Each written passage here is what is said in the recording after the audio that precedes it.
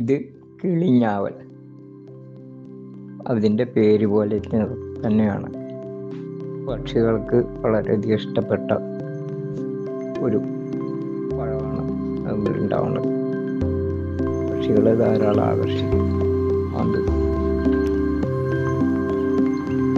അവർക്ക് വളരെയധികം ഇഷ്ടപ്പെട്ടതാണ്. ധാരാളം കാര്യം ചെയ്യും. എന്നത് ഔഷധ ഗുണമുള്ളതാണ്. അതുപോലെ തന്നെ പിന്നെ ഇതൊരു പക്ഷെ അല്ലെങ്കിൽ വേണമെങ്കിൽ ഒരു ഓർണമെൻ്റലായിട്ട് വളർത്താം. കാരണം അതിൻ്റെ ഭംഗി തന്നെയാണ്. വളരെ ചെറുപ്പത്തിൽ തന്നെ ഇത് കായ്ക്കാൻ തുടങ്ങും. കാച്ചു കഴിഞ്ഞാൽ വല്ലാത്തൊരു ഭംഗിയാണ് അത്. കാരണം നിറച്ച് കായകൾ ഉണ്ടായിക്കൊണ്ടിരിക്കും. ചെറിയ ചെറിയ കായകൾ, വളരെ ചെറുത്. അതായത് ഒരു കുരുമുളകിൻ്റെ 3 ഇരട്ടി വലിപ്പമൊക്കെ ഉണ്ടാവും. ഭംഗിയുണ്ട് ആ കായക്ക്.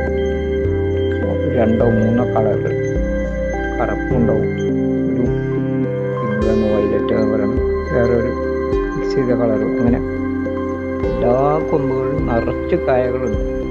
അപ്പം നമ്മളിതൊക്കെ വേണ്ടെങ്കിൽ പ്രൂൺ ചെയ്തൊക്കെ നിർത്തുക വെച്ചാൽ അവനവൻ്റെ മനോധർമ്മം പോലെ പ്രൂൺ ചെയ്ത് നിർത്തുകയെന്ന് വെച്ചാൽ അപ്പോഴാണ് അതൊരു ഓർണമെൻ്റ് ചെടിയായും നമ്മളെ ആകർഷിക്കണം. കൂട്ടത്തിൽ ധാരാളം കിളികൾ, വല്ലാത്തൊരു വൈവിധ്യം അല്ലെങ്കിൽ ജൈവ വൈവിധ്യം അവിടെ നടക്കും. കാണാൻ വല്ലാത്തൊരു ആനന്ദവും.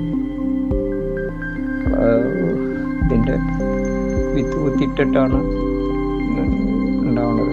നേരത്തെ കാര്യം ചെയ്യും.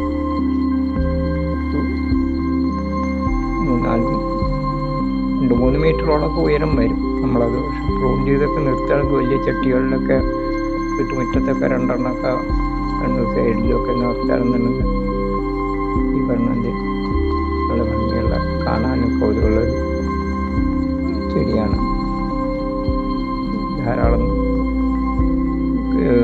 തൈ കിട്ടാൻ നഴ്സറികളിലായാലും വിഷമം ഉള്ളൊരു ചെടിയല്ല അന്വേഷിച്ച് കിട്ടാന്നുള്ളതാണ്. വാങ്ങി വയ്ക്കേണ്ടത് തന്നെയാണ്.